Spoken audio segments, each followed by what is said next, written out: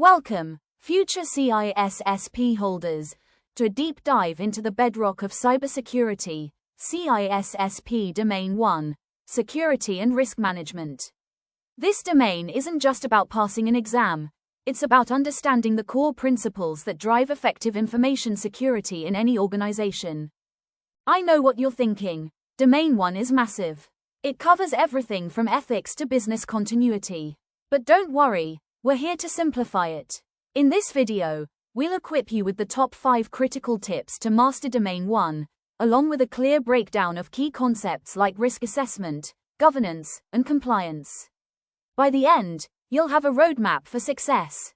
Our first tip is fundamental. Understand the why behind everything. This means internalizing the ISC2 Code of Ethics and the foundational CIA Triad.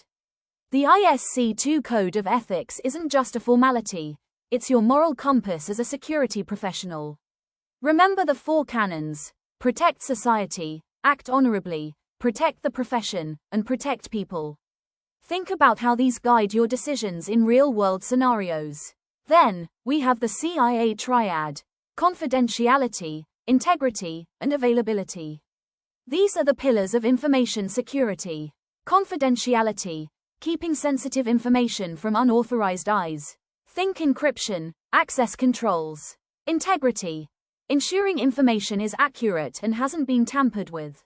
Hashing, digital signatures come to mind. Availability, making sure authorized users can access information when they need it.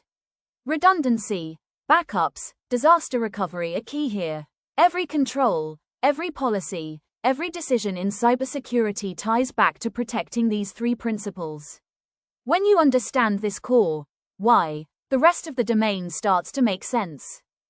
Tip number 2. Master risk assessment. This is the heart of security and risk management. You need to identify, analyze, and respond to risks. The risk management lifecycle usually follows these steps. Identify assets, threats, and vulnerabilities. Then, assess the likelihood and impact. Next, treat the risk, and finally, monitor continuously. For the exam, a crucial distinction is between qualitative and quantitative risk assessment. Qualitative risk assessment. This is subjective. It uses words like high, medium, low to describe likelihood and impact. It's quicker, less resource-intensive, and great for initial prioritization.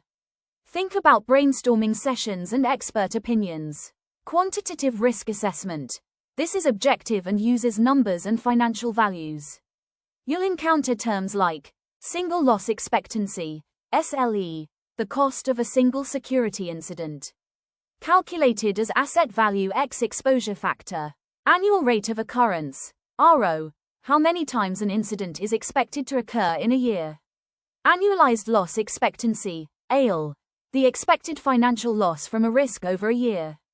Calculated as SLE x RO. While quantitative is more precise for financial decisions, qualitative is often used for broader risk understanding.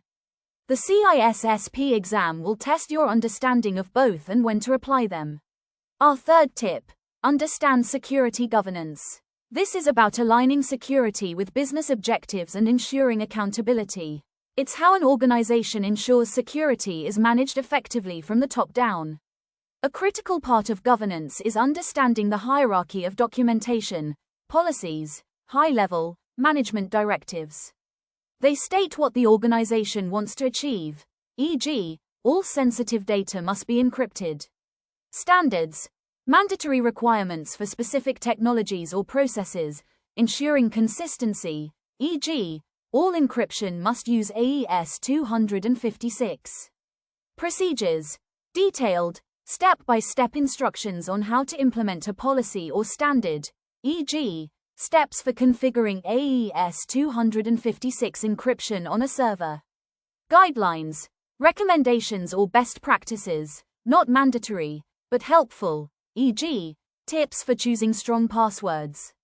You also need to be familiar with security control frameworks.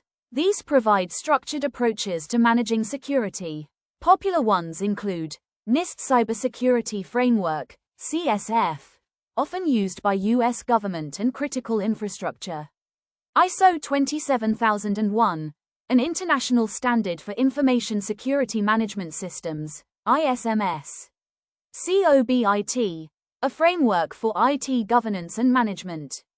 These frameworks help organizations establish, implement, maintain, and continually improve their information security posture.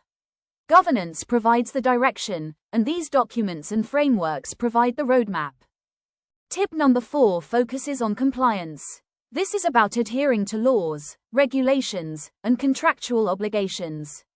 Failure to comply can lead to hefty fines, legal action, and reputational damage.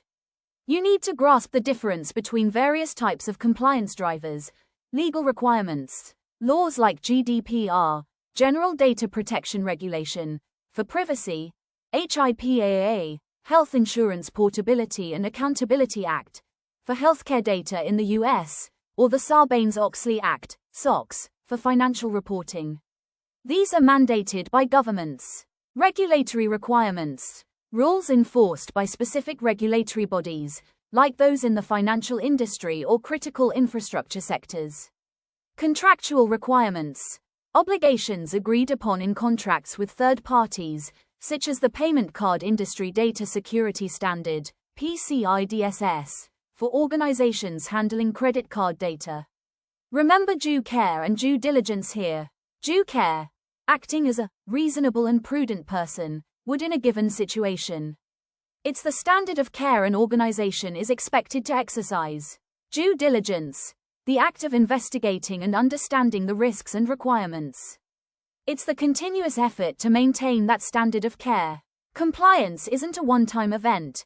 It's an ongoing process that requires continuous monitoring and adaptation. Finally, tip number 5. Don't forget the human element, personnel security and security awareness. People are often the strongest link, or the weakest.